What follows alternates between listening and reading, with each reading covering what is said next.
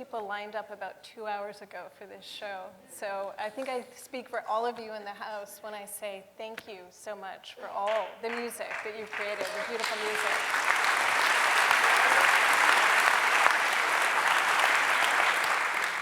Thank you. It's wonderful to be here again in Chicago, and it's great to have you. To be here in such unusual circumstances. So different to the first time I was here. Right. When was that? 1977. At the Riviera Theatre. Yeah. See, I'm still here. I think they pulled it down, didn't they? Is it still there? I don't know. It's still there? It's still there. I say that in some towns, and I said the Armadillo World Headquarters in Austin the other night, and two people at the back went, Of course, I've been smoking a lot of Willie's weed now. This is an amazing book. You may be surprised he's a wonderful writer. 700 pages, almost 670-something. And there's lots of great stories in here, but there's many telling details, and I actually wanted to start with one of those. You say that you've always believed rock and roll didn't really need musical notation. It just needed hand signals and threats. So I wondered if you would talk about some of your favorite hand signals or threats by you or other rock and rollers. Well, I think the most obvious one in my band, the one I was known for, was called the Albatross, which was me going like this, and only with both hands, and to basically bring it down. I was always trying to bring it down, so we'd have somewhere to go, because certainly the attractions played pretty full out. Yeah. And the band was configured in an unusual way. There was like two of us in the middle playing the song, and then a person on each flank having a fantasy of a kind on their instrument, you know. And somehow miraculously it made music, and for as long as it did make music, it was wonderful. And sometimes I would have to say, no, it's that figure, you know, you have to play that. And you also have to listen, you know, you have to listen in the studio. Mm-hmm. I wouldn't take all the credit for having recognized the hooks, as they might be seen as now. Nick Lowe had a lot to do with that, our producer. Steve Naive could give you endless invention. Yes, Steve Naive. He could give you endless invention. I mean, that was what he was brought up to do. He's not an improviser in the sense of a jazz musician, but he was classically trained, so he can give you variations on a theme. And sometimes we would have to grab hold of him and say, no, that's the really memorable thing. You know, play that every time the chorus comes around. Right. Otherwise, you know, by the third time around, he'd be playing the piano with the backs of his fingers or something, just to prove he could do it, you know. So it did take a little bit of editorial work. So the hand signals definitely come into it now, you know. And the threats? Well, I think that, you know, it can get heated. It definitely can get heated. It should do with anything creative. You can't not feel it. So, you know, in different times, people would storm out of the room. But I think it's all part of a day's work. You know, I mean, it's a great quote because it kind of captures something about rock and roll and the kind of music that you were playing with the attractions and playing full out. And I mean, with a book like this, it's hard to kind of start with an origin, right? What is the beginning? Because this book is about, you know, how you came to be the musician you are and love the music you do, which has to do with a long stretch of musical history and a long stretch of your family history. Which is why I didn't begin with "I was born." Right. You know, I mean, I could have done that, but for me, the book that's written with the calendar as your guide is just Wikipedia with a better vocabulary. You know, it's not actually any different to, you know, somebody else can research all the minutiae of what happened on a certain day. Mm-hmm. I was trying to get at what I felt when I heard certain music for the first time and how it reappeared in my life when I most needed it. Yeah. In some cases, music that I heard in infancy and couldn't possibly be expected to understand came back into my life when I was a young adult. and had made a sufficient mess of my, life to need the solace of heartbreaking songs like When Your Lover Is Gone by Frank Sinatra. But I'd heard it when I was 5 years old, but how would a 5-year-old know what that's about? It was just an interesting looking record sleeve then, something to pick up and ponder. The object of the record was always very fascinating to me. I don't know why, probably because both my parents were engaged in different forms of working with them. My mother selling them, my dad learning from them. Yeah. Your mother not just sold them, but she helped to smuggle some records into My mother was the UK. my mother was a smuggler. Yes, I know that's a piratical part of the story. No, my parents met across the counter of a record shop, which makes records particularly romantic to me. Yeah.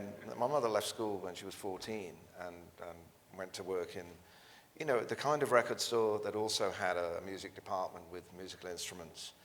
So it was one place, like a department store, and of which records were a relatively small part. And they were, through the wartime years, shellac was rare.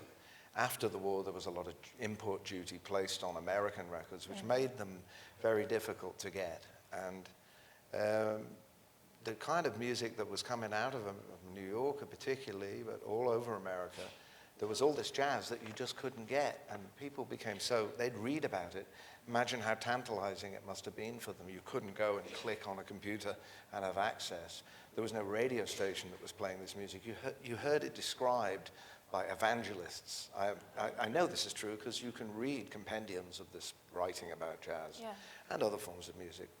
And one particularly emphatic fan of Lenny Tristano kept insisting that my mother try and get this record. And in the end, she asked a friend of hers called Norman, who was a merchant seaman who sang part-time, and gave him her own money because he was going on a voyage, or going on a passage to New York, and he brought this record back secreted in his kit bag. Yeah. I don't know how he got it back intact, because it would have been a 78, but he did nonetheless, and she repeated this for the music that, so she was responsible for pioneering Lenny Tristano and Willie Connett's records in Liverpool in like 1950. Incredible. Yeah, she had this reputation, right, as someone And that's who knew how. jazz. And then my dad heard that there's this girl that works in Bennett's knows about jazz, and not everybody did. It was the same as punk would have been in its day. It was revolutionary. People were having fights in jazz clubs over the direction of music. Very passionate, particularly because it was all from overseas. It was like secret messages from another planet, the same way as rock and roll was. Yeah. And there were people that loved what they thought of as traditional music, the New Orleans jazz. And then there were people that had heard Dizzy Gillespie and thought that was the way to go. So my dad was in that camp at the time. I should show you. Look, I brought my family album with me here. Let's Look, at this some is sort of like, this is what he looked like then. Sort of like, oh, connection lost. There you go. We got all the high-tech stuff. Tim, are you around somewhere where we can get the connection to come back? I don't know. Yeah. This is Tim. He's going to help us. Hi, I see that. Oh, hit that button that says play. It's a bit technical for me. I know. Thank you. Such a good straight man. Yeah. There you go. Let me see. There you go. Oh, wait. Do we have it? There you see. It was a handsome devil. It's like, so those of you who know your fashion history, you'll know that tie was the one that Frank Sinatra made popular when he sang with, I think, Harry James or Tommy Dorsey, and all the lads had that floppy tie on, and girls would swoon. Wow. So he's trying that out? I haven't tried it myself. But that's how they met anyway, so I'm here because of that, because of records. Right. That whole environment you're talking about that your parents came up in is also one that still remained peculiar for you, like as you were growing up, but also as you were starting to play pop music. Like the UK was kind of a strange place for pop music. It wasn't really fully integrated into, the radio. Well, bear in mind on the radio when I was a little kid, that they still made the newsreaders put on evening dress to read the news on the radio. And that is true. That is actually true. So it was very formal, and people spoke with these, what they call BBC English accents. It was like, this is the BBC. And you'd see parodies of it in films, but it's really the way they spoke. There were no regional accents. When the Beatles appeared in 62, 63, I have a theory, which I'll share with you. I didn't put in the book, because I have no basis for this other than the evidence. The Beatles were placed on Parlophone, the Parlophone label, which by its very name is a speaking label. Mm-hmm. It wasn't a singing label, it was a comedy label. And I think that was because most of the people from the north of England who were entertainers were comedians. And I'm not sure that they thought they were any more than a novelty act that would be gone. They've got funny haircuts and they speak funny, and the next thing they rule the world. You know? I don't know whether that's true, but it's a good theory, isn't it? You know? Yeah, but I mean, I believe they were pretty thrilled to be on Parlophone because Peter Sellers was on, and the Goons, and they were fans of theirs. Right. George Martin produced both records, you know. So it was a good home for them. Yeah, ideal. It's where they kept the northern people. Right. It was like a sort of musical equivalent of Hadrian's Wall. Keep those people painted blue out. You know what I'm saying? I mean, for you, when you started performing, I mean, you came at a moment when there was this other transition in music going on, right? So people were talking about punk and new wave, and that might have been something that was used to characterize your music, but you were also doing something different, you know, and you had this whole look, you know, not the Frank Sinatra tie, but you had the glasses and the suit, you had these... I just had the one suit. Just the one. I did, but it really. made an impression. Yeah, I was given the suit that's on the cover of My Aim Is True was a jacket that a fellow I worked with had given me because he felt sorry for me because I only had one jacket. And it had a little tear in the arm, and I used to tell people, yeah, that's a bullet hole. I was like, I got into a fight, and I'm tough. And you know, to me, the whole thing was a surprise. I mean, I went to the office of what became my first record company one day, and they said, we've got a great scheme. And what is it? We're going to call you Elvis. And, you know, put these glasses on, and it was like Superman in reverse. You know, they thought they'd put the glasses on, make me more normal, because I wasn't going to ever make it in the sort of, you know, Robert Plant stakes. I was never going to. Right. I was never going to be. It wouldn't really work with the mane and everything. Yeah. Shirt. Can I read a little bit about the? Yeah. Just let me read a little bit. May I read to you? You know? It's not a bedtime story. It's okay. It's you know, I just thought of it really because I think this sort of explains a little bit about the origin of the name and the whole identity thing.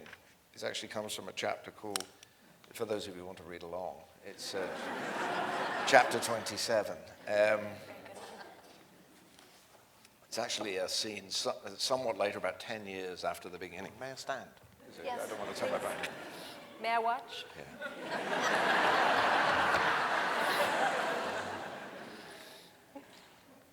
Mama May Axton. By the way, I've got my reading glasses on here. Sorry about this. Mama May Axton walked me to the end of the gymnasium locker room, linking her arm through mine. The writer of Heartbreak Hotel turned the powdered cheek of her most confidential face to me with a scent of magnolia and peppermints. When you first came to America, the king put on a disguise and came to see you play. He wanted to check you out.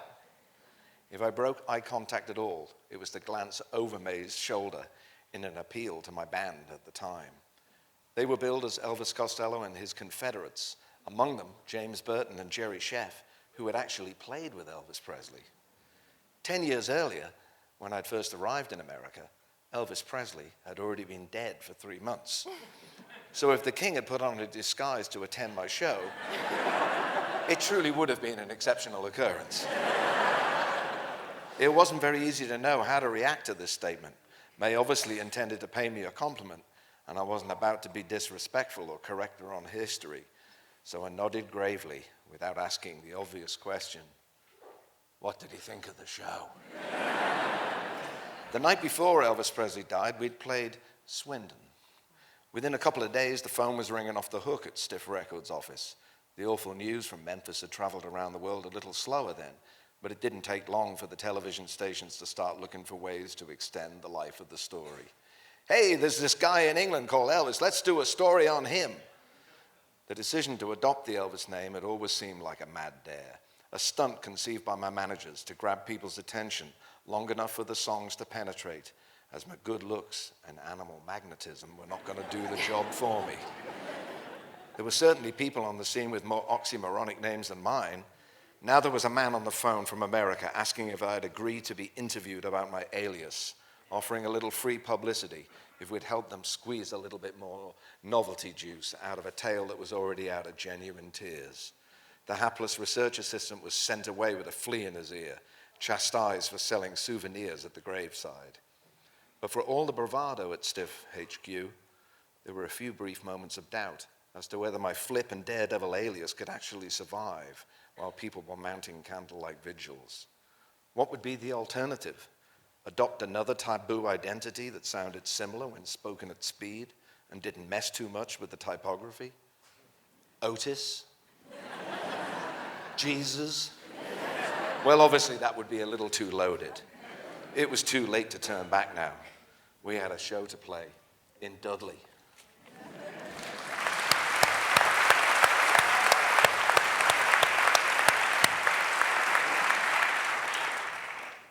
So you come from this family of working musicians. Your mother worked in music. Your father was a trumpet player. He played jazz, and then he joined the Joe Lass Orchestra. Your grandfather before him was a musician who worked on the White Star Line. Working musicians, I mean, you know, people who really... Escapees. Yeah. My grandfather, quite literally, I mean, he was, by, you know, a series of catastrophes, was orphaned and, you know, at quite a young age. Mm-hmm. His father was killed on the docks in Birkenhead. His mother raised a family on her own, and, you know, she died of a really, you know, pitiful list of ailments. I mean, that was very common among working people in those days on both sides of the Atlantic. My grandfather and his brothers were put in an orphanage 200 miles from home, and the only saving grace of the story is that he showed an aptitude for music, and he seems to have had, you know, considering it was an orphanage, he seems to have had a lot of affection for the people that cared for him, and he learned to play the trumpet, and he went from there into the British Army. Like a lot of people, he was wounded on a random day on the Western Front, very seriously, was missing, and, you know, recuperated and saw out the war in the early years after the war, and probably thought better of being shot at anymore, and as you say, joined the White Star and sailed to America for 10 good years. You know, America and other places saw much more of the world than a man of his background would expect to see, unless they were planning to go to America and keep going and end up building a railroad or working, you know, doing whatever, you know. So many did. So when you went into music, what did your parents think? Did your mom and dad want you to do that? They had not put pressure on me. My father and his father disagreed about music because my father was trying to play jazz, and his father was a military-trained guy who was strict adherence to the notation.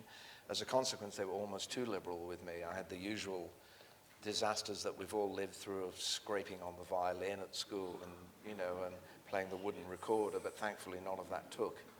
And, you know, I sang in church, like, you know, I'm brought up Catholic, so we sang 3-hour masses in Latin that we didn't understand, but it was a kind of put you in a sort of mystical trance. Mm-hmm. And it did. I loved the Latin, you know, and served, and for a little while they tried to get me to be a priest because of the face.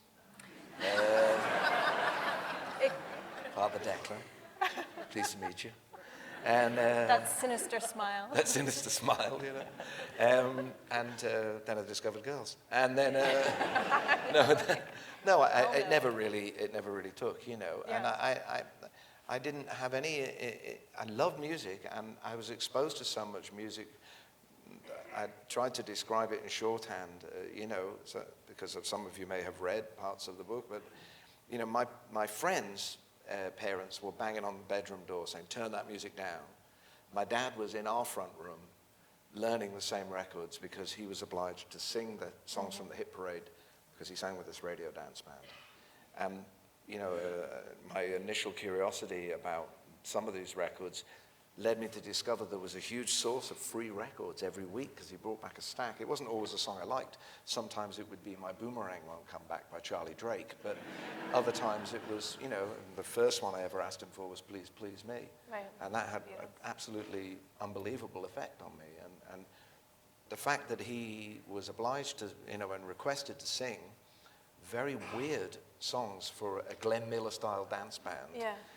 That was just, as you said at the beginning, the way radio was set up in England. We didn't have 12-hour, 24-hour pop radio. We had 5 hours of recorded music, all recorded music per day.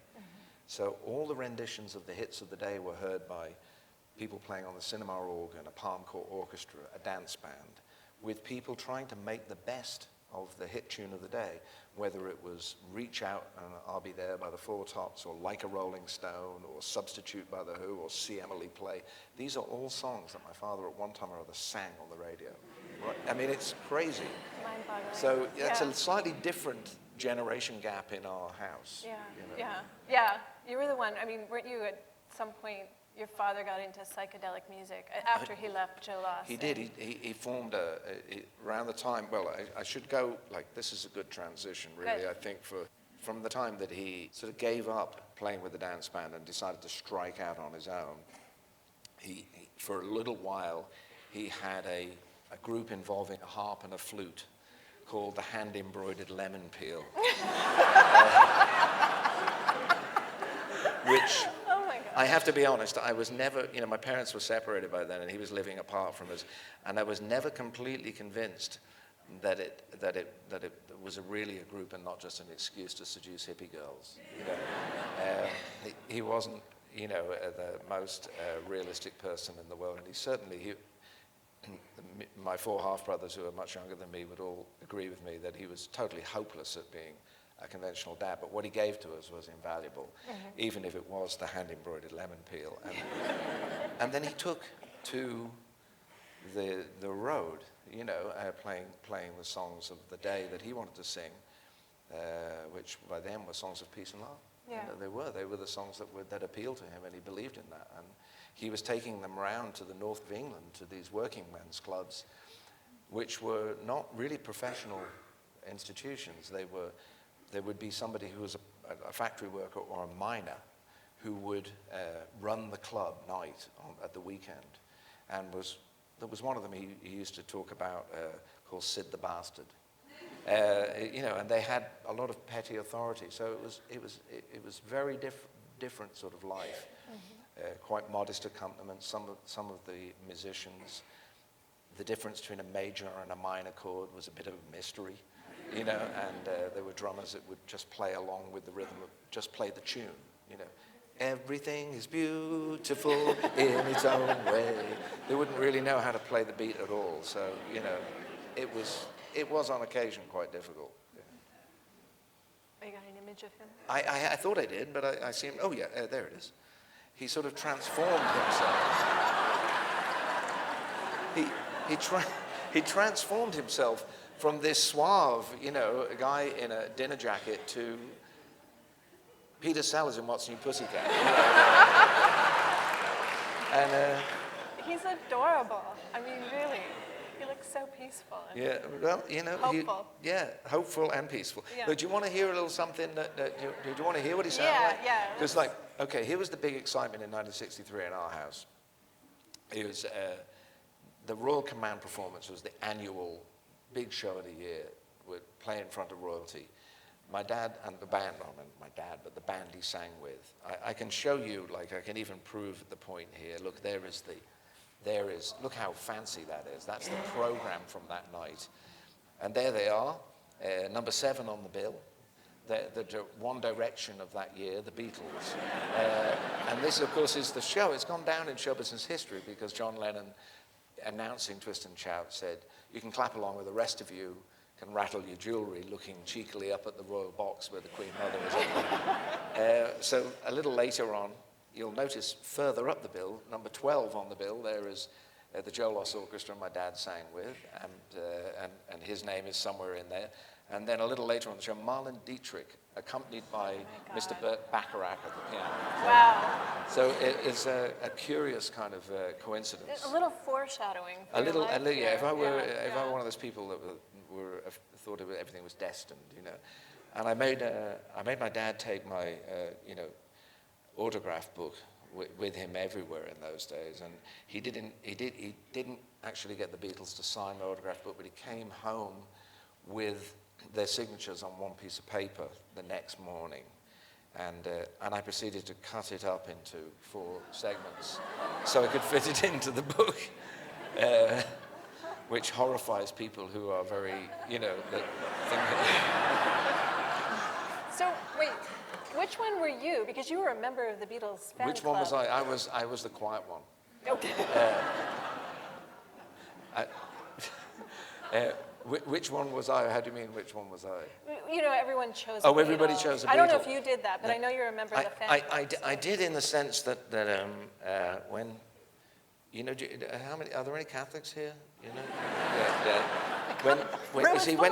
Do you remember, like, when, those of you who are old enough to remember this, they used to send round these little envelopes to give money to the missionary priests, and you would get to name the children, and so there were lots, in 1963-64, there were lots of Johns and Pauls and even a few Ringos that were named. So the nuns got hip to this. Hips, maybe not the word. Right. But when it came to our confirmation names, they said, you can't be John, you can't be Paul, because they knew that we were doing it in honor of the Beatles. So we had to think of other saints' names.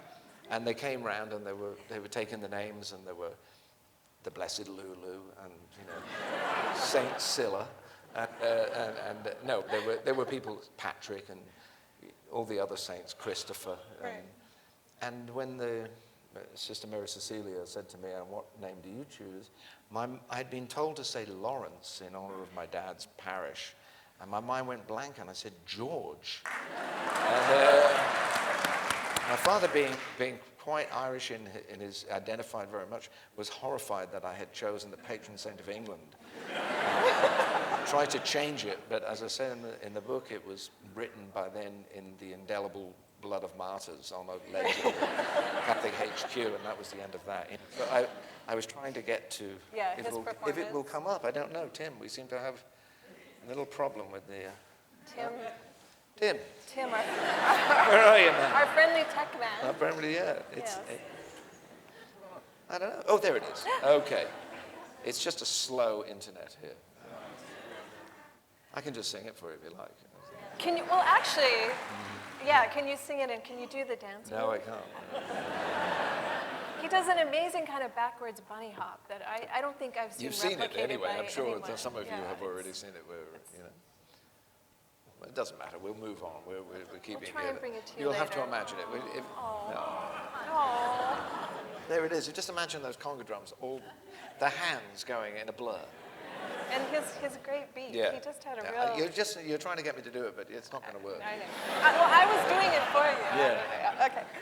I wanted to ask you, okay, so did your parents want you to go in, and they were kind of, but for you, you have this great quote in the book about Elton John and your kind of, the friendship you developed with him that extends over many, many years, but, thinking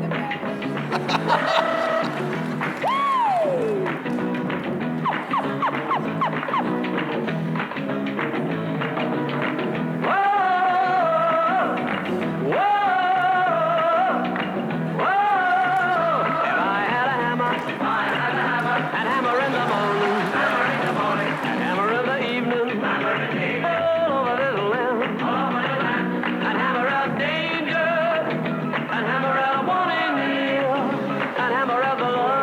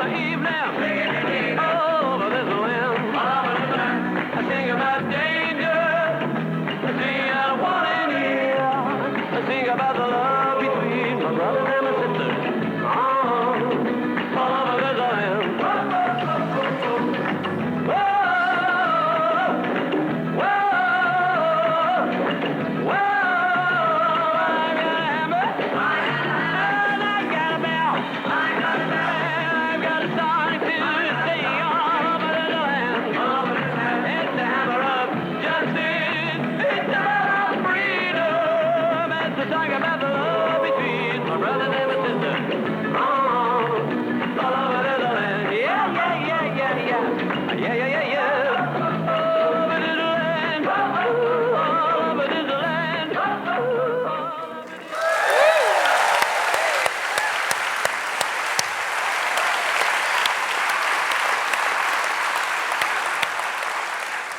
I'm waiting for the Rick Ross sort of remix.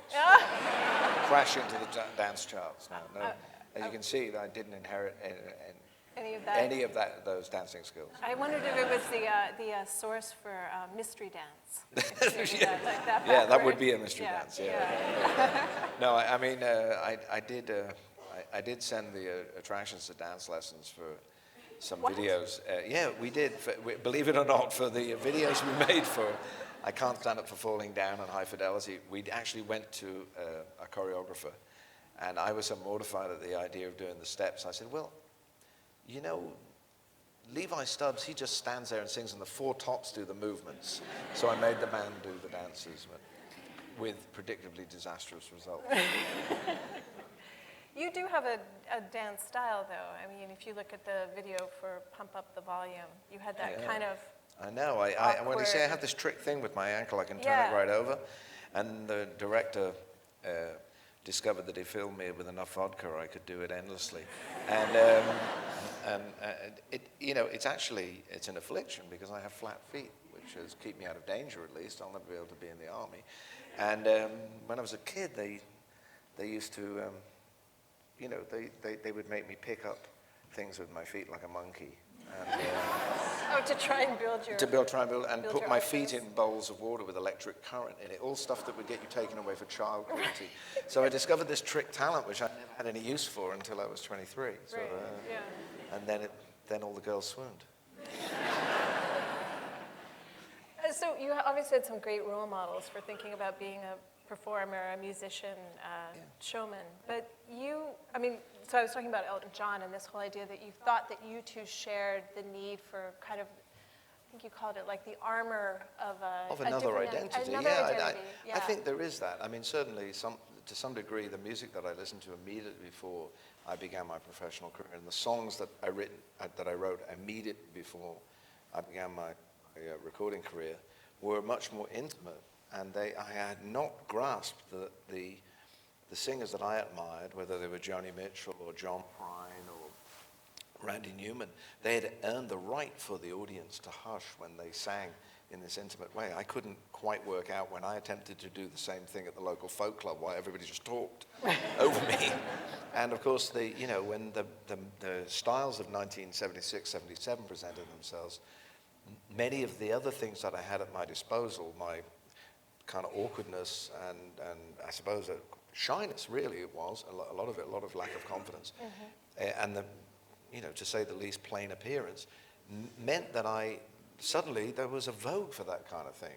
There were, the label that I've got my start with, they made a point of signing people who didn't fit anywhere else, and they just exaggerated a lot of things. So I think that certainly some of the armor of identity and stimulants, and that's unquestionably part of those first 2 or 3 years, but that's not to say the songs weren't real to me. They were totally real to me, and I'm not denying them now. It's just that the simplification of them into a couple of topics of subject matter is idiotic if you actually listen to the lyrics of the songs.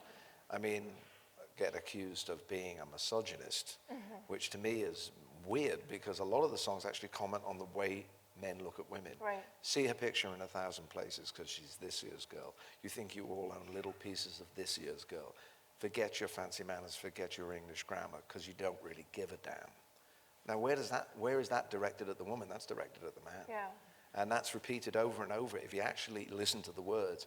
But they just took me at that drunken bravado of going, oh, it's all about revenge and guilt. Of course it is. Yeah. Staring the guy down, and because it felt like the thing to do. You were also, I read, you mentioned a couple times in the book, like take a song like Watching the Detectives, which starts with the corpse of a woman, many women, but that you were watching film noir, it seems like film noir was like a big influence on you in terms of the songs you were writing and that mood you were I read a lot of that. Chandler and Did you? was an Englishman, and I loved the late, the movies they would be run late. Yeah. The ones with Dick Powell, as well as the more famous ones with Humphrey Bogart. And I just love Gloria Graham. Anything with her in, I'll watch. That kind of, bad girl. Right. That's irresistible to me. So that was the subject of that film? I mean, that song, Watching the Detective? Yeah, I suppose I had that kind of stuff all swirling around in my yeah. dreams. Yeah. So, as I said, you kind of came up in the rise of punk and new wave, but obviously what you were doing was different, and you brought that kind of sophisticated, lyrical, sophisticated music ability to pop and to rock. How did you find your way out of that bag, in a way, that you were getting put in? The band could really play well. Mm-hmm. So which wasn't always the case. I loved the way the other bands sounded, but yeah. a lot of them couldn't actually play. They just made an attractive noise that somehow worked for a minute. But we could do a lot of different things, and the guys were pretty accomplished. I could hear a lot of things, even though I was not much of a guitar player.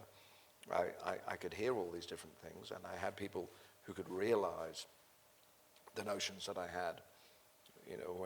By the time we got to our fifth album, I think it was Trust, I was writing songs on the piano, and I would pick them out, and then they would sound exactly like the song, but they wouldn't be as fluent as Steve Naive could create on the piano. So, I had the beauty of that, and by the time we got to Imperial Bedroom, we had been making records so quickly and under sort of a pressure cooker kind of environment where we would wind ourselves up to go in and try and make these records as quickly as possible.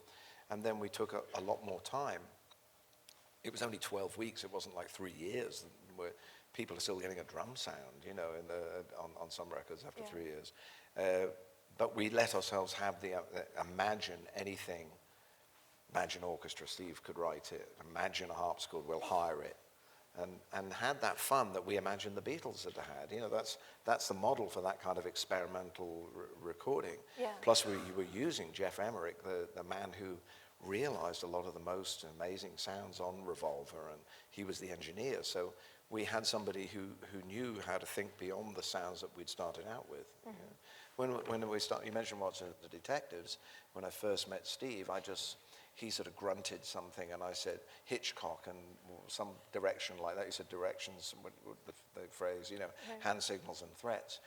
I said, do something like Hitchcock, or I don't even think I mentioned Bernard Herrmann, but that's what I really meant, was that kind of tense music that you would always hear in Hitchcock.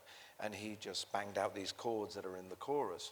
Well, by the time we got to fifth or sixth record, we could actually afford to do such things with a real orchestra. Right. I don't know which is better, when you create the solution with modest means, or when you actually get to realize it widescreen. Perhaps it's great to do both, and that's been my experience. Right. You have that great line toward the end of the book about Steve Naive. I think it was when you did the score for A Midsummer's Night Dream, and people are like, whoa, you're playing with an orchestra. And you said, I always have been. It's called Steve Naive. Yeah, well, it is true. When you have somebody with his imagination, we always knew we had that secret weapon. And to this day, he's recently been touring, playing back to his training, I suppose, fantasias, instrumental versions based on my compositions. It's really touching to me that he looks into the songs so intently with everything that he has learned. He's written his own songs, and he wrote an opera in which I appeared as the chief of police, and I got to beat Sting up nightly, which was really... he kept saying, do it harder, but, he's had these... when you're not in the room together, it doesn't mean those people stopped existing. They're going off on their own adventures. I've been so fortunate in the people that I've worked with. I don't mean the collaborations which people note because they are songwriters of headline billing like Paul McCartney or Burt Bacharach, but all the musicians in the bands that I've played with have just been incredible people, incredible imaginative players of very different skills and talents. I wanted to ask you about a song of yours that I love that I think illustrates a lot of what's so compelling about you and your music and your writing, Shipbuilding. Yeah. Thank you. Which is Punch the Clock, I believe. Yes. Yeah. Yeah. So that is a song that is a gorgeous song, and it has so much going on in it. It's about contemporary politics, the Falklands, the Falkland War. It's also about your family's history. Well, I think in the time that I wrote it, first of all, I should say the music was written by Clive Langer. Right. He gave me the tune with the intention that we would write a song together for Robert Wyatt, who's a great English singer, who, to my mind, sang the definitive version of Shipbuilding. Steve Naive played on that recording, which is one of the reasons that we were fortunate enough to have Chet Baker in London while we were recording, and he ended up being sort of the second voice, the trumpet being the second melody of it. That was an incredible stroke of fortune to have the plaintiff playing in complement to the vocal line. The song was written out of very specific circumstances, but I've never been one for writing slogan songs. I mean, even Peace, Love and Understanding, the song which we took of Nick Lowe's, he wrote it as a satire of love and peace anthems from the 60s. We subverted it further by playing it as if it was incredibly aggressive, so initially at least.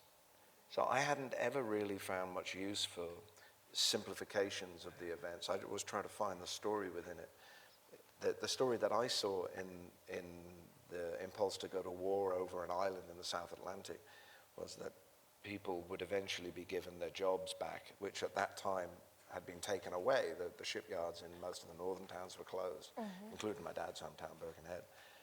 That some of them might open up again, only to send their sons to die in a war that meant nothing. And the song, I felt very lightly would just fade away as the conflict ended. But of course, the ideas within this conundrum that people are faced with, they're told, okay, we need to fight this war because of security, or we need to fight this war because of our interests. That's repeated over and over in history, not just modern history, but history that both my grandfathers, one lay wounded for 3 days in a trench, the other spent 4 years in a German farm as a prisoner of forced laborer. So don't tell me about your imperial wars. I feel very lucky to even be here, because the line, and that's thousands, if not millions of people's experience. There's nothing exceptional. But if I may just read a little bit, that the images in the song Shipbuilding didn't come out of thin air. They came out of contemplating the death of the sailors and the General Belgrano, which was a cruiser which was torpedoed by the British.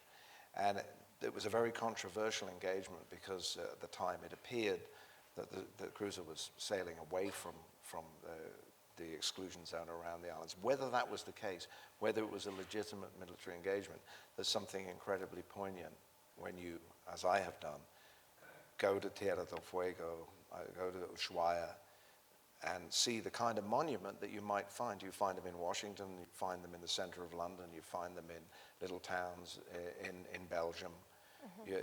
Anywhere where there's the names of young men who've died for somebody else's argument, to me it's particularly tragic.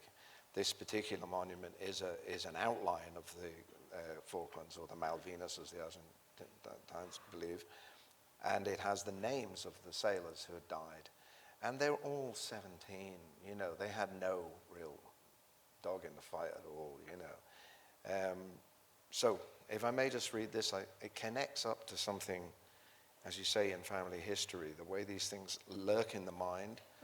I only read this as a way of illustrating how a songwriter might get to the image on which a song pivots, The river is almost empty these days, but my mam recalls the Mersey being full of ships during the Battle of the Atlantic, and the docks being full of fire and smoke after the air raids. Lillian was 12 when the war broke out. The family waited out the first air raids, but my ma and her brother were eventually evacuated.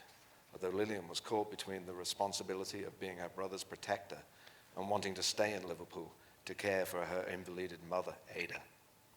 Trains and buses took the city kids to a Cheshire village south of Chester.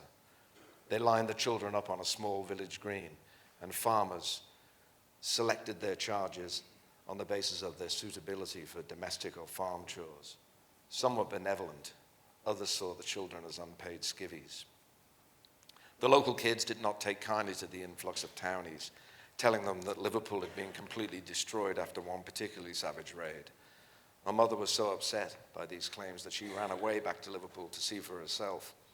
It was little more than 30 miles, but that was a difficult journey for a 12-year-old girl with just borrowed money in her purse. When the Blitz subsided, Lillian and Arthur were returned to Liverpool, only to be evacuated again when the raids resumed. But by then, they knew they had survived at least one catastrophe. In the middle of 1940, as the threat of invasion seemed imminent, a more drastic scheme was developed to evacuate children, not to the country, but out of the country, to Canada, Australia, New Zealand, and South Africa. My granddad made an application to the Children's Overseas Reception Board for his children to be considered for relocation to Canada.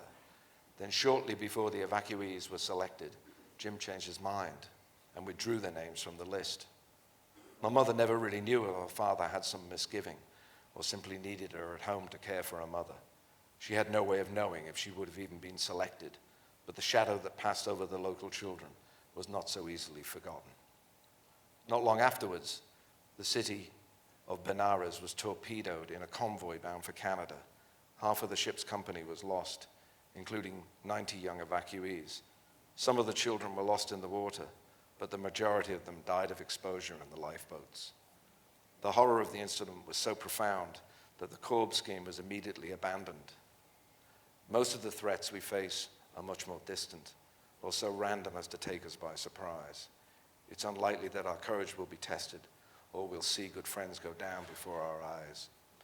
When I wrote the lines, "With all the will in the world, diving for dear life when we could be diving for pearls," I was thinking of those sailors in the South Atlantic and a ship seen going down from stern to stem, but also of lost souls and drowning children, thankful that my mother had not been one of them.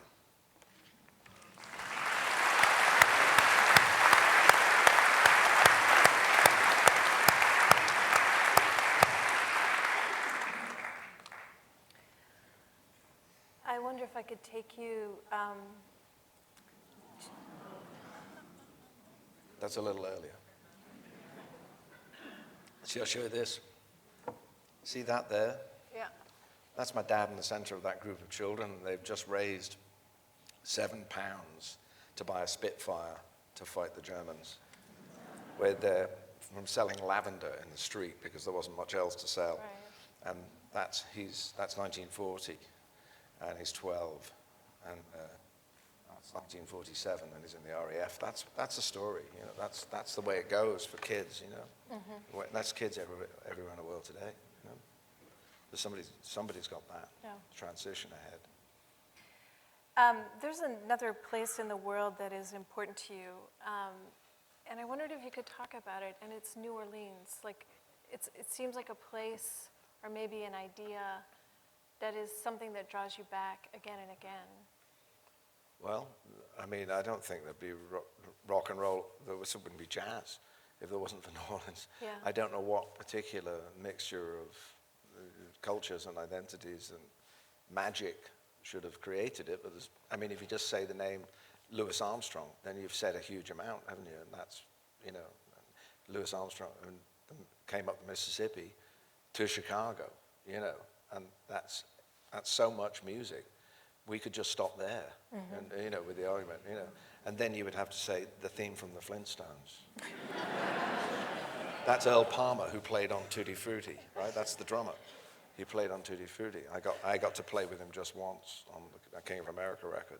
But when you check his credits, it's like Tipitina. He played on Professor Lion's Tipitina. He played on I'm a Believer by the Monkees. He played on the Mission Impossible theme.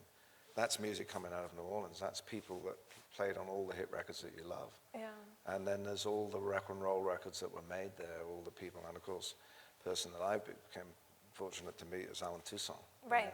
Which is One of your tremendous. amazing collaborators. It was, an extraordinary coincidence, really. I was asked to cut a version of Walking on Thin Ice by Yoko Ono, and I went, yeah, you see, it was like the Yoko fan club is here tonight. It's like, and it was, it was a very moving thing, because she'd gone back into the studio 2 years after her husband was killed, and she's mixing what became Milk and Honey, the record that they were working on when John was killed, and also a record of her songs, which he'd conceived to get people to hear her songs in a different light. And in the course of the conversation, I agreed to do the track and looked at the map of my tour and said, oh, we've got a couple of days off, one in Memphis and one in New Orleans. Maybe we could get Willie Mitchell, who produced Al Green, or Alan Toussaint, thinking it was like, or we could fly to the planet Jupiter, And the next thing I know, they've called him, and I'm talking to him on the phone, and we've gone there and recorded it. And it began, as unlikely as that story sounds, it began a friendship, which, I was next there in the late 80s with T-Bone Burnett to record tracks for Spike. And Alan agreed to play on Deep Dark Truthful Mirror, and that's a song with very unusual words, some very strange images that came out of periods of drunkenness and mayhem. And yet he kind of just elegantly wound his way through it all. And I saw him in the spring before Katrina, and we agreed that we must work together again. Little did I know that, or little did anybody know, that the next time I'd see him, he would be in New York, and he along with most of his friends, had lost everything. Had lost the house, had lost the studio, the place to work, the place that had been the center of his musical world. He with incredible grace and generosity, I think, took the thing that he loved most and took it out to the world. He didn't feel sorry for himself. He took the music and he played it in a club in New York, and we got to make a record of his songs. Right.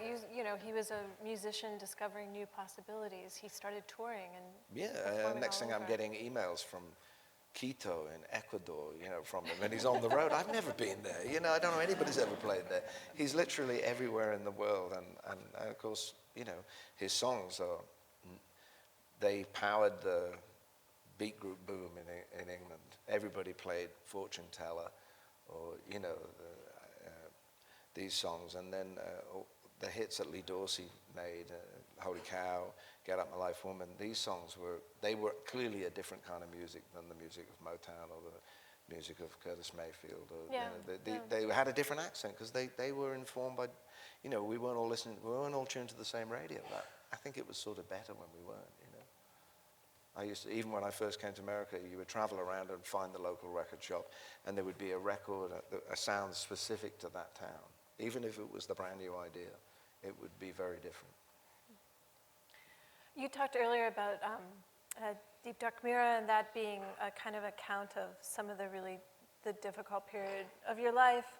And you sort of shot to fame in a very short period. You toured extensively. That was the difficult period. Just when you said difficult period, I thought difficult Thank period. You for the visual. How could I illustrate that best? Yeah. It's great writing. You're sort of writing about touring and it's sort of the constantness of it, and sort of, but also wanting to feel like it wasn't going fast enough, and taking pills and drinking and doing all of that stuff. How did you get yourself out of that? Well, I got into a lot of trouble in different arenas, some of them public, some of them private, and then I had to reconsider everything and go away and think whether I wanted to carry on, try and explain myself to the people that I needed to explain myself to, try and apologize to the people that I loved, and try and work out whether I was really in it for the long game and not some quick flare of success, which perhaps wouldn't have been exactly what I wanted anyway. Yeah. I get the feeling it wouldn't have been. I didn't have much choice in it in the end. Yeah. So I just, I thought, there's lots of people that burn out. It's not an unfamiliar story. So it's like that. I think I was personally kind of disappointed that I'd kind of fallen down all the same holes that people had done before, you know. But you can't dwell too much on that. Yeah. You know, you can't feel sorry for yourself because there's other things to But get along with. Yeah, it's a tough transition, even without that, from, say, you're the flash in the pan, this year's model, to being a career His aim artist. still true. Yes. Can we trust him? Yeah, definitely not. But, no, but to become Will he a ever career get happy? artist, you know, like this is what you are. You call it a vocation. It's your Well, it vocation. is, yeah. I don't think, well, whether it's vocational, I don't really have any choice. I would, you know, but I know people who are really, that feel that way about music and don't have the opportunities that I've had. Right. You know, so some of it's luck. Some of it obviously is what you've been given. And some of it is just work. That is the part of it that people miss, that there is actually just a lot of work. Yeah. The playing the shows joyfully or manically or whatever frame of mind you're in, but there's a lot of miles and there's a lot of thinking. You know, it's, I have to tell people, you know, when it looks like I'm just sitting still, I'm actually I'm pondering sometimes, because that's what I do. I live on my wits. I mean, Right. I can't prove, I have no diploma that says I get to do this. I just have to go out and do it each time, except that. No, I put that up because that was obviously from the time that you were speaking of. Right, You know, right. yeah. I actually like the yellow coat better. You know, Yeah, but, I was going to say, I thought yeah, the yellow coat yeah. was your, you know, Yeah. your bête noir. You could keep that in the closet, Yeah, open yeah. the door every once in a while. See, I like that. I like that. Yeah. That's one of Barney Bubbles. He did all our artwork early on. Yeah, beautiful He- album cover. And he did that. Needless to say, the record company were really thrilled when that was handed in as a publicity poster for armed forces. You know, there's like, but you know, look, you know, they were flying helicopters over West Belfast at that time, and bombs were going off, and he was saying, "Don't get involved in this." I mean, it was an anti-war statement that he did graphically. Believe it or not, I actually went to a replica gun shop and hired that machine gun, and was walking down by the Thames. That's a genuine picture. He obviously did the graphic of the hand grenade.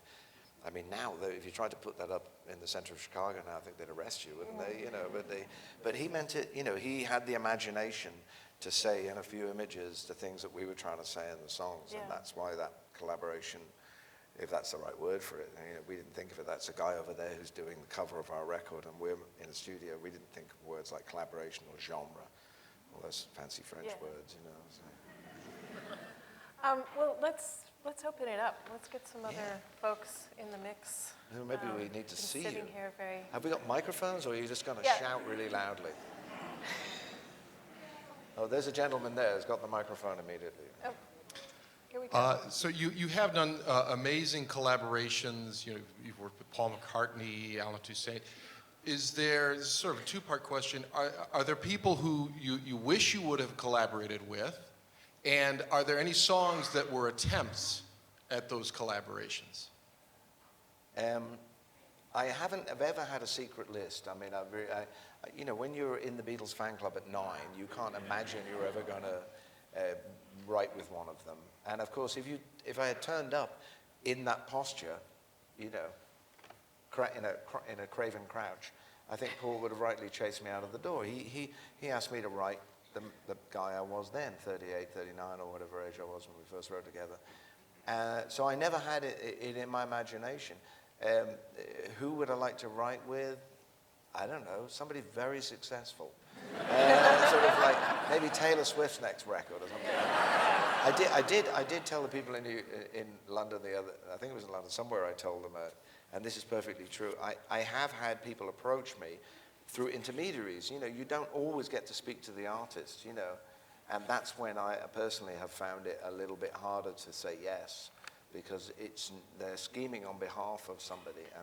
I was asked to write some songs for a young woman recording artist, and they said, well, she had made her first record and had been quite successful, and she was starting to write her second record, and they said, well, she's 20. And I said, well, I don't know what age I was at the time. I was about 53 or 4. And I said, I don't really think I should be telling her what's in the songs. It's got to be her experience. And I said, well, you know, she's going to get this record finished by the time she's 21. Of course, it was Adele. And it was like, Oh my God. and I sort of turned down the opportunity to write with her. So my flawless kind of show business sense, you know. Wow. Yeah. That'd be an interesting Yeah, collaboration. Cold Mountain, I turned that down too. You know. Gay Cowboys, who's ever going to believe that? You know, that sort of thing. And of course, you know, then you see the movie and you see the beauty of it. You know, it's like Brokeback Mountain. I mean, not Cold Mountain. I did do Cold Mountain. I was asked to write a song for that, and I read the script, and I don't know that people are going to believe this story. But then then you see it on the screen. Other ones that I've been involved with, I might have stayed out of, you know. Right. How did you do that over again? Elvis, I'm a fan of one of your contemporaries, U2, and a few years ago you had this wonderful show where you brought on people and talked to them about the music, what inspired them to write the albums that they did, and I never thought in a lifetime that I'd get a chance to ask this question. Can you bring that show back? It was absolutely brilliant. That's very kind of you. I honestly think that we were extremely lucky. One of the things that anybody that has ever worked in TV will tell you is that what goes on behind the scenes, you know, I was a complete novice at interviewing, but I did share the same vocation as most of the people that I spoke to, except President Clinton. I'd never tried to be the President of the United States. But the rest of the people, they go on the stage with words and music and make a story.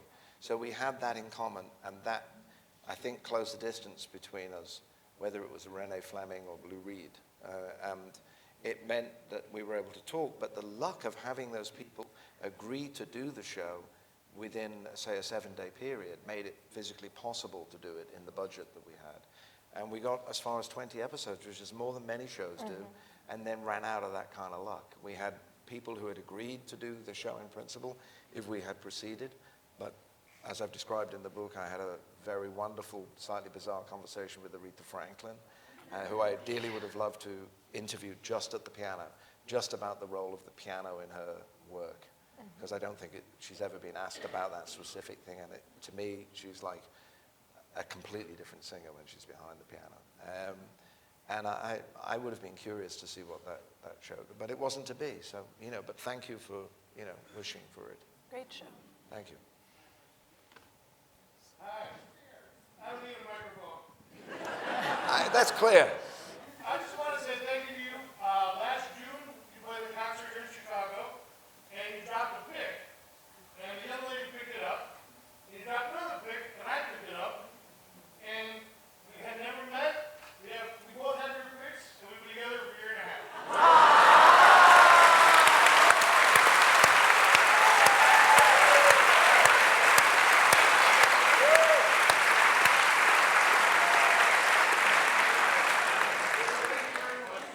Thank you. That's the. Your aim I is am true. actually a minister. Not a priest, a minister. No, I'm not really. No. All right. Hello, sir. I'm going to mangle a quote that you said once about armed forces. Something like, looking back on that time, I would never again be in a place where I was so sure that I knew what I was talking about. Can you speak specifically about the state of your writing when you were in your early to mid-20s and kind of the pros and the cons of getting older as a songwriter compared to that era? Ooh. Well, I think in a way that's when I say now read on, because that is, I suppose, in a way what the book is about, how I got to the point where I was writing at that speed. But songs haven't come to me any slower in later life. I mean, I've described in the book the way in which, say, Red Shoes, I just want to wear my red shoes, appeared to me, you know, in a short train ride, completely fully formed. But I could say the same thing about the song Jimmy Standing in the Rain that was written sort of 6 years ago. It can happen at any time if you are open to it. So I didn't feel particularly, I may have said that then, I don't necessarily think I was any clearer of mind at the time, certainly not for some of the armed forces. But you know, those things were moving extremely fast, and the stimulus, and many of the images were my first acquaintance with American culture over the first 2 or 3 years I came here. Everything was new. The advertising slogans, the seductive words, the strange and exotic drinks, you know, and all of it, the distances, it all had bearing on it. But I wouldn't necessarily say it was any more exceptional than any other time a song occurs to you, to be truthful. Not now, with the benefit of hindsight. Anyone? Uh-huh. Hi there. I was just curious if you could tell us a little bit about the sort of transition you went through between writing with the Attractions, like writing as part of a band, and then you have like a unique career path where you started writing a lot with other folks, it seems like, at some point. I'm wondering like how that changed your writing, your creative process. You know, what growth or challenges you went through there. Well, when you're writing with other people, you're obviously you're sharing the responsibilities, and you're not just saying the song goes all this way. When I was writing the first songs, I was just in my bedroom. I mean, I was just listening to the sound of my voice. I'm not angry anymore. I'm a miracle man. You know, whatever I was singing, I was imagining the sound of the band. And then the first record I played on was with this very, very accomplished American band called Clover.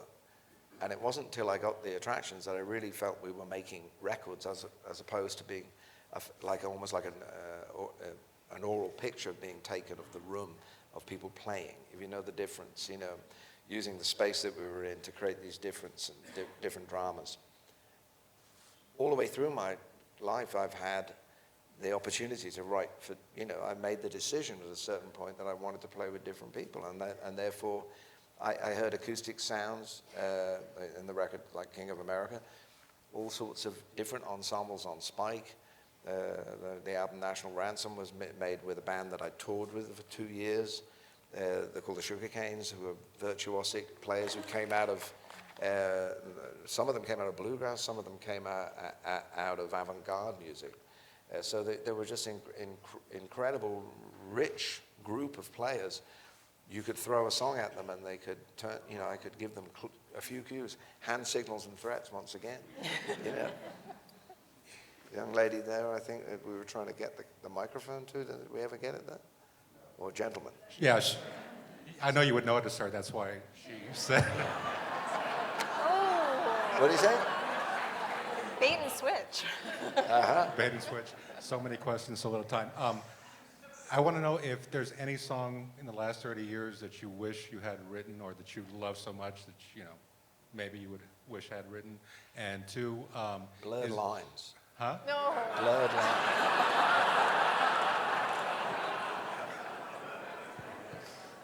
I just like lawsuits, you know. And I is try there to any, make work for the legal business. is there any cover of your song by another artist that you really love and enjoy? Is there a cover by another? I mean, all the majority of the covers that I've had, I mean, the quality has been a greater note of it than the quantity. But when the quality includes Chet Baker and Johnny Cash and Roy Orbison, I'll settle for less covers. I mean, actually, some of my songs have been covered quite a bit. But obviously, I write them mainly for myself to sing, and then if people can pick them up, that's great. Linda Ronstadt, you know, I wasn't particularly polite about her rendition, but it had the effect of opening up my work to a lot of people who might not have even heard of me. So I have to be grateful for that. I probably wasn't as gracious as I might have been. I was younger and I was more protective of my songs then. But when I think about it now, it was a tremendous thing that she had recorded. I mean, we literally couldn't have done the tours that we did in 78, 79 had she not recorded that song, because we had no money. Wow. You know, you don't get paid right away when you make records. You have to wait for it to come in, you know.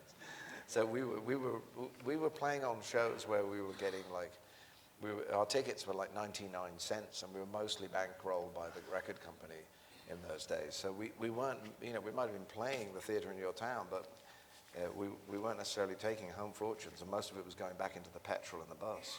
Right. Yeah. Gentleman here? What's the status of the new work with Burt Bacharach? What is the status of the musical with Burt Bacharach? Well, we've written, I think, 8, 9, 10 beautiful songs. The story is, the musical is based on the album Painted from Memory. There's a narrative that's been threaded through as many of the songs as could be made to agree with that story. And then others were demanded by the story, so Bert and I went back to work. The best part of it for me is to work with him again. These things, we're not in control of it. You're working in another kind of collaboration. You're working on somebody else's clock, and you have to have the agreement of the producers who have their own theories. And imagine how thrilled the people in Broadway are with the idea that we would make a musical entirely out of slow songs in a minor key. I mean, they're just queuing up to put that one on, I can tell you. Obviously, if it succeeds in being produced, it'll be because it is different to most everything else on Broadway.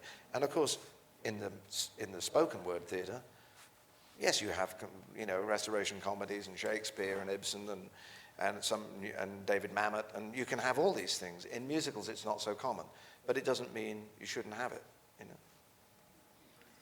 Will you work with your wife? I do. You have. Do I work with my wife? Yes. Do you have any project?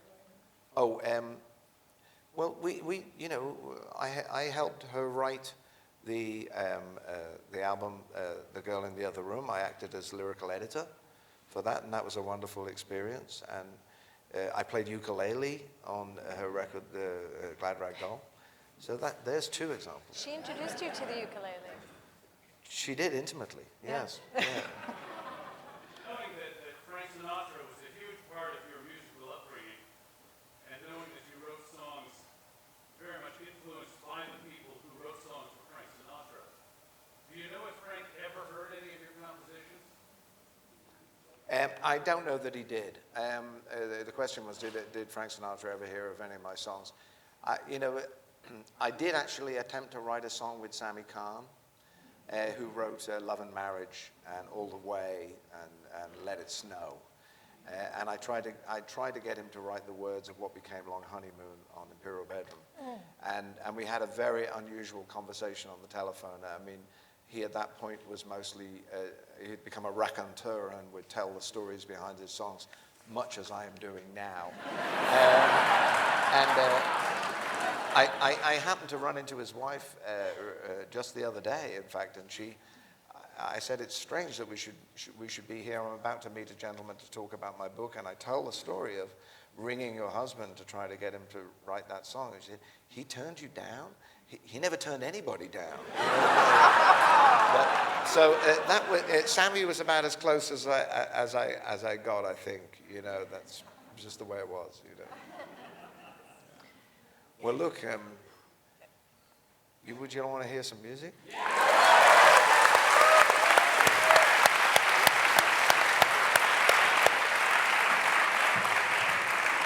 Okay. This is Tim, by the way. Yes. Friendly Tim. Tender nights before they fly, send falling stars that seem to cry. Your baby doesn't want you anymore. It's over. That's a record by, I think it's by Frank Bacon and the Baconeers. It's my father. He used to do these cover records under assumed names for money, and it was his version of it. I'd like to just to close, just read the last little part of the book for you. It's a story I've told in preface to a song on a few occasions, but of course when you write things down in a book, they have a slightly different meaning than the comedic way you might tell this tale. It's now a summer evening in Blackpool, up on the brisk Lancashire coast. There's a telescope at the end of the pier through which you may occasionally see the sea. Bingo is yet the only gambling allowed, and the coach parties still drive up to see the illuminations, dating from the time when electric light was still a novelty. Most of the children are in bed, full of salt water, cream soda, candy floss, and chips. But tonight I'm not just carrying my father's trumpet case. I'm sitting in with the band. I may not be able to read music, but I can follow chord symbols, so my dad hands me a pile of sheet music that I dutifully place on the music stand as I've seen musicians do since childhood. I'm huddled with a skeptical band behind a lowered curtain, struggling to get my guitar in tune. Even muffled by the drape, the patrons sound thirsty and irritable. Having a hard day, pulling their sunburnt, fractious kids off the sands and out of the arcades. I take a note from the organist, who has a face the color of wallpaper paste. He surely knows that his organ will take a minute or two to reach full power and pitch. The compere finishes reading out a list of bingo numbers and coming attractions and begins our introduction. My dad gives me a final look of encouragement and checks that I have the right opening number. I know he's happy to have me there with him, but his urgency also says, this isn't a game, this is my work. Just as the spotlight hits us, I hear the seasick sound of the keyboard sliding up a semitone in pitch, leaving me stranded like a stranger on the shore. I'm staring at a page of chord changes, trying to adjust them in my head, while moving my fingers just a fraction of an inch above the fretboard. I roll off my volume and mime the entire show with a smile fixed on my face. It is a perfect introduction to my life in show business. Almost everything since has been a similar trick of the light.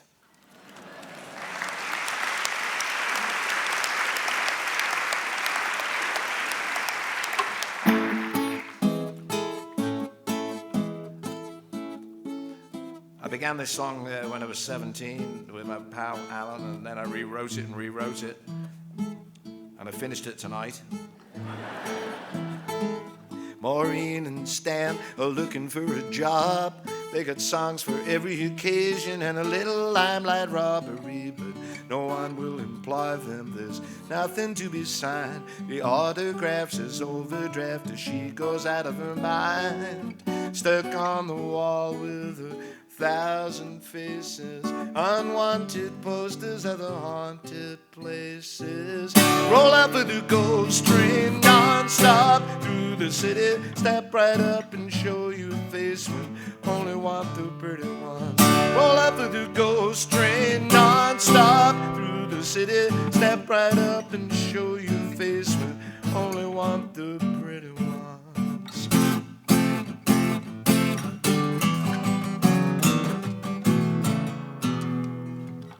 Maureen and Stan at the skating rink, looking for the drummer who threw up in the sink, laughing and singing, dressed up like dice. Maybe they can freeze to death out there on the ice. Look at the graceful way she dances. One foot speaks, the other answers. Roll up with the ghost train non-stop through the city. Step right up and show your face when only want the pretty ones. Roll up with the ghost train non-stop through the city. Step right up and show your face when only want the pretty ones.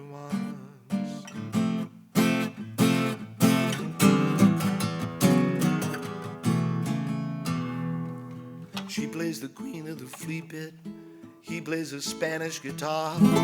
He got a black eye from a waitress. She's not seeing any stars. You can be refused and you can be replaced. You can change your name, but you can't change your face. And as they make believe there's just another holiday, they turn on each other as they hear that joker say, roll off with the ghost train non-stop through the city. Step right up and show your face when only want the pretty ones. Roll off with the ghost train non-stop through the city. Step right up and show your face when only want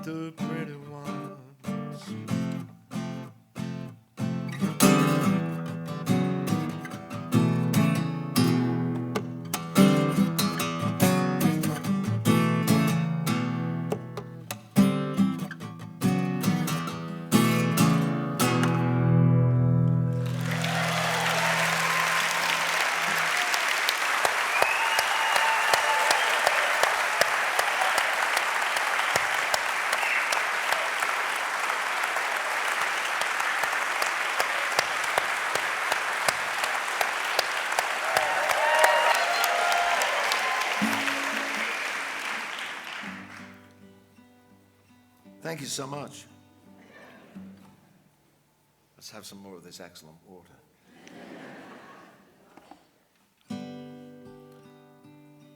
Oh, it's in the wind that blows no good, and it's a sad heart that won't love like I know it should.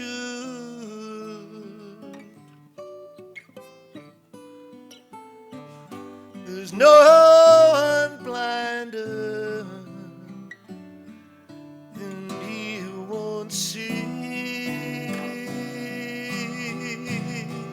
and it's a shame if you don't share your love with me. Oh, it's a sad ache when love is gone,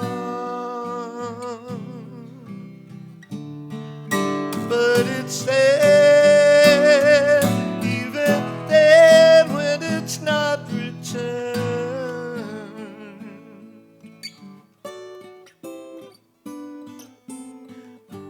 There's no one blinder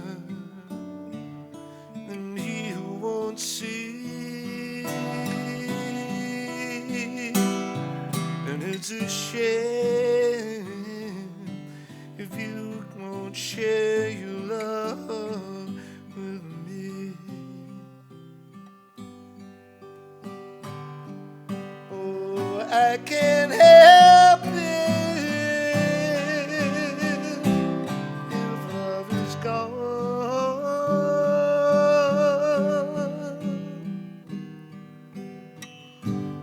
You must try to forget, oh, you must live on.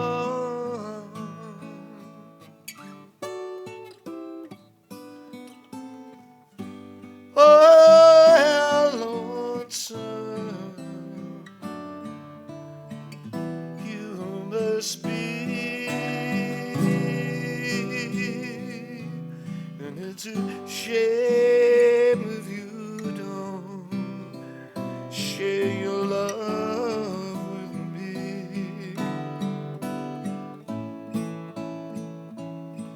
And it's a shame if you don't share your love with me.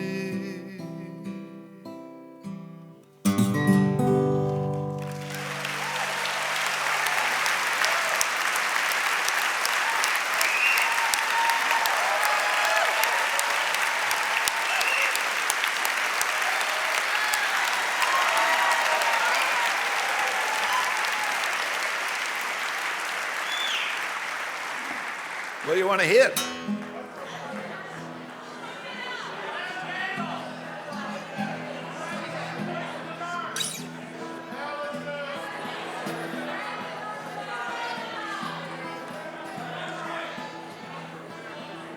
Okay, I got a few.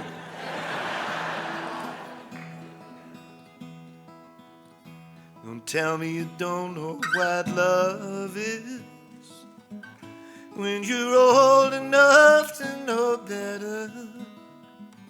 When you find strange hands in your sweater, when your dreamboat turns out to be a footnote. I'm a man with ambition, 2 or 3 editions, and I'm giving you a longing look every day, every day, every day, every day I write the book. Chapter 1, we didn't really get along. Chapter 2, I think I fell in love with you. You'd steady stand by me in the middle of chapter 3, but you were up to your old tricks in chapters 4, 5, and 6, and I'm giving you a long look every day, every day, every day I write the book. way you walk, the way you talk and try to kiss me and laugh in 4 or 5 paragraphs. All your compliments and your cutting remarks are captured in quotation marks. And I'm giving you a long look every day, every day, every day, every day I write the book. Every day. Don't tell me you don't know the difference between a lover and a fighter, with my pen and my electric typewriter. Even in a perfect world where everyone was equal, I would still own the film rights and be working on the sequel. And I'm giving you a longing look every day, every day, every day, every day I write the book. Every day, every day, every day I write the book. Every day, every day, every day I write the book.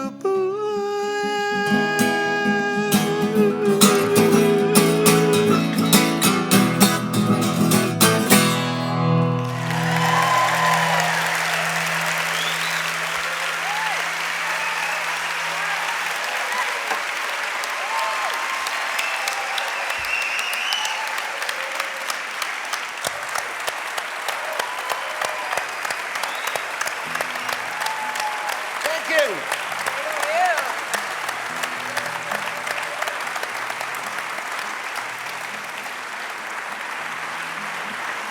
I want to thank Alison very much for her very kind questions, and I told her that keep me in line if I start to wander, and she certainly did, and we got to some things that we hadn't talked about. I want to thank you very much.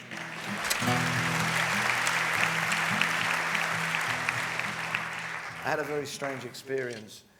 Last week I was in England talking about the book, and I was on a television show with Priscilla Presley, and they have a big exhibition of Elvis memorabilia there, and they asked me to play his 1956 J200, and with Priscilla sitting next to me on the chat show couch. So when it came to the show, I played just a verse of one of his songs and one of mine. I thought that was a fair fight, you know. But they cut the Elvis song out, so I thought I'd sing it for you now, all right?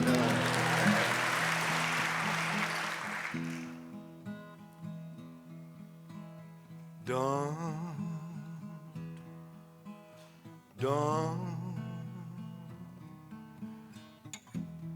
That's what you say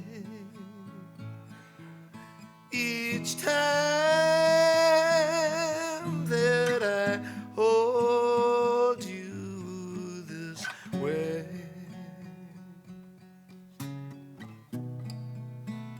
When I feel like this and I want to kiss you, baby, don't say don't.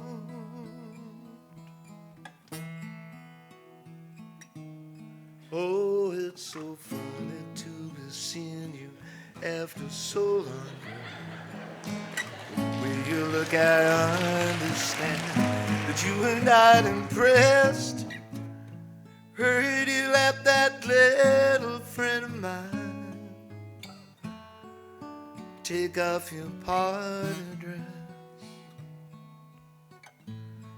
I'm not gonna get too sentimental like those other stinky valentines,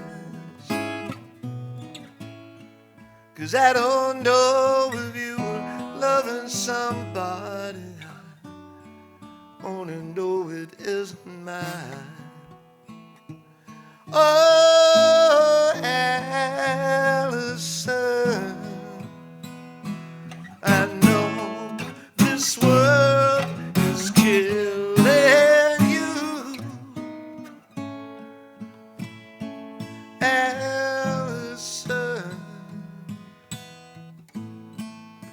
my aim is true.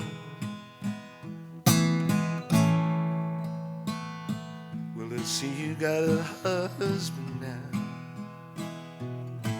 It'll leave your pretty fingers like in the wedding cake.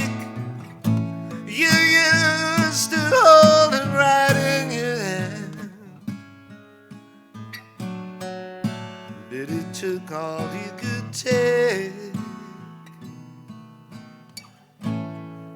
Sometimes I wish that I could stop you from talking when I hear the silly things that you say.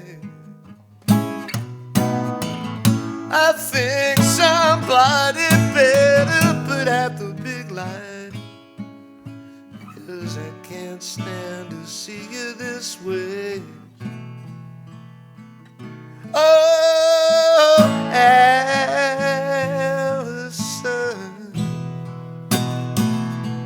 I know this world is killing you.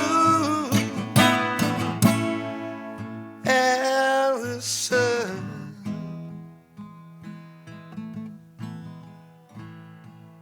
my aim is true.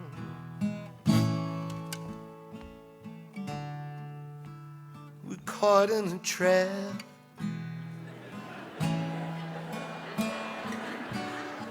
I can't walk out.